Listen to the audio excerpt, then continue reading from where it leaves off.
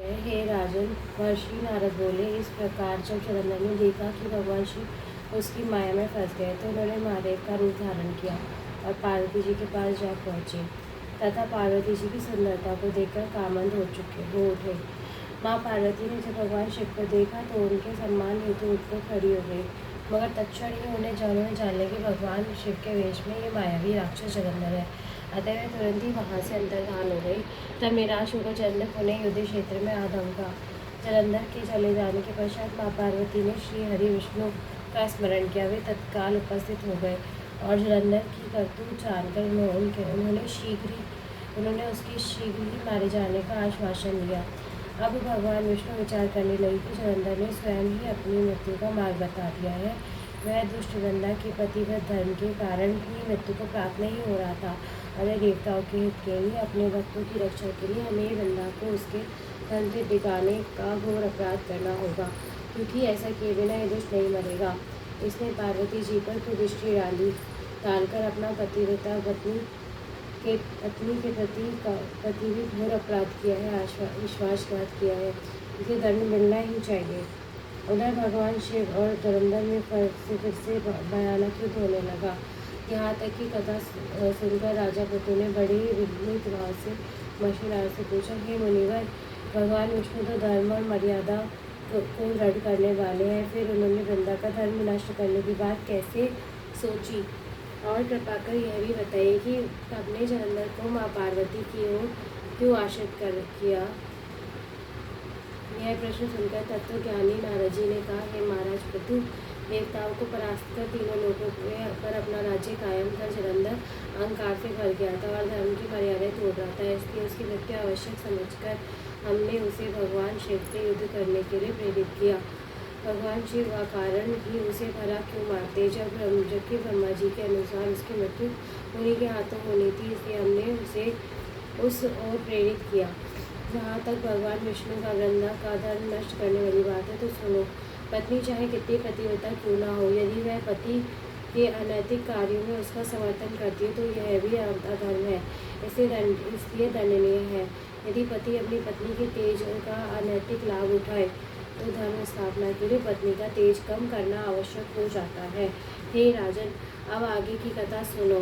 कथा का प्रसंग आगे बढ़ाते हुए नारद जी बोले, इसलिए वो इधर भोलेनाथ और जलंधर में भयंकर युद्ध चल रहा था और उधर जलंधर के दुष्कर्मों के फलस्वरूप वृंदा एक भयानक स्वप्न देख रही थी।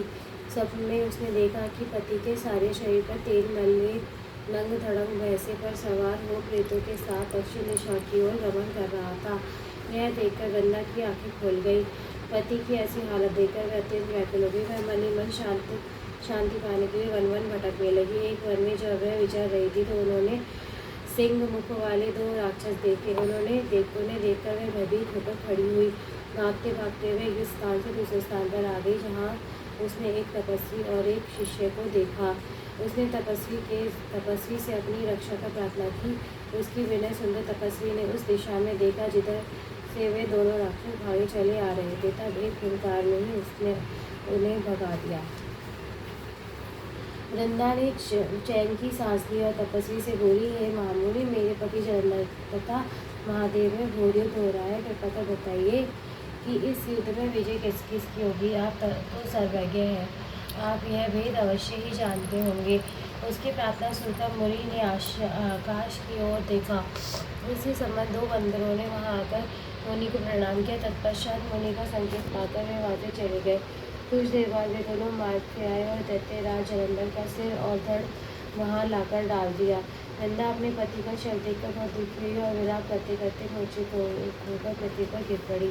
तपस्वी ने अपने कमंडल से थोड़ा सा जल लेकर उस पर छिड़का तो उसकी चेतना लौट आई। धन्य और चैतन्य होते ही वह पुनः विलाप करते तपस्वी से बोली, हे मुने, मेरे जिस पति ने तीनों लोगों को जीत लिया, जिसे स्वयं विष्णु जी भी पराजित न कर सके, ऐसा वीर पुरुष महादेव के हाथों कैसे मारा गया है। हे महाराज, आप बड़े ही सामर्थ्यवान हैं, अतः किसी प्रकार मेरे पति को पुनः जीवित कर दीजिए।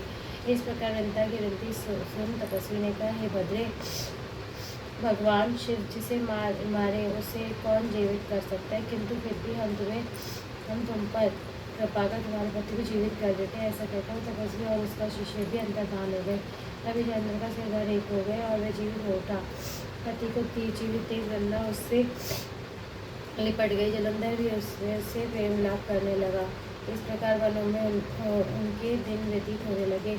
मगर एक दिन अचानक वृंदा के मस्तिष्क में ये बात आई कि उसके पति की अब राक्षसों वाली वृत्ति नहीं हुई। आखिर भगवान शिव के मारे हुए को कोई तपस्वी कैसे जीवित कर सकता है। इससे उसके मन में संदेह उत्पन्न हो गया। वह छिपकर दूर हट गई। अब बोली, तुम कौन हो? तुम मेरे पति नहीं तो छलिया हो। तुमने मेरा छल से पतिव्रत धर्म नष्ट किया है। तुम्हें शाप देती हूँ कि पत्थर के हो जाओ। हे राजन, यहाँ तक कि कथा सुनाने के बाद नारद जी बोले, भगवान विष्णु ही वे तपस्वी थे जिन्होंने देवताओं तथा अपने भक्तों की रक्षा हेतु वृंदा का धर्म नष्ट किया, क्योंकि दैत्यराज जलंधर उसके तेज से ही मारा जा रहा था। किंतु इस प्रकार छल करके वे मन ही मन बहुत दुखी थे। वृंदा का शाप सुनकर उन्होंने कहा, हे वृंदा, तुम्हारे शाप को ग्रहण कर मैं अवश्य शिलारूप हो जाऊंगा, किंतु तुम भी वृक्ष रूप होकर मुझको प्राप्त हो सकोगी। तभी वृंदा ने अपने पति के चरणों का स्मरण किया और अपने तेज से अग्नि उत्पन्न कर उसमें प्रवेश होकर भस्म हो गई और शिलारूप होकर भगवान विष्णु उसका स्मरण कर उसकी भस्म में लौटने लगे। उधर युद्ध क्षेत्र में दैत्यराज जलंधर ने माया द्वारा पार्वती जी का रूप धारण कर लिया और शिवजी को मारने दौड़ा। यह देख शिवजी आश्चर्य में पड़ गए। पार्वती पर हाथ कैसे उठाए यह सोचकर वे नीचे को मुख करके बैठ गए।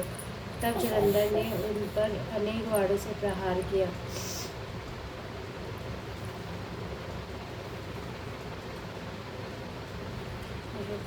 जलंधर ने माया द्वारा पार्वती जी का रूप धारण कर लिया। तब जलंधर ने उन पर अनेक बाणों से प्रहार किया। इस प्रकार शिवजी को राक्षसी माया से ग्रस्त देखकर भगवान विष्णु तुरंत ही वहाँ आए और शिवजी को उसकी राक्षसी माया का बोध कराया। तब सचेत होकर प्रलंकर भगवान शंकर वेग से राक्षसों पर टूट पड़े। उन्होंने ऐसी भयंकर बाढ़ वर्षा की कि छोटे छोटे राक्षसों को तो विषाद किया। शुंभ और निशुंभ भी भयभीत होकर रण क्षेत्र से भाग खड़े हुए। तब शिवजी ने उन्हें शाप देते हुए कहा, तुम युद्ध क्षेत्र से भागे हो, इसलिए पार्वती के हाथों ही मारे जाओगे। इधर वृंदा का पतिव्रत धर्म भंग होने जाने से जलंधर का बल समाप्त हो गया था।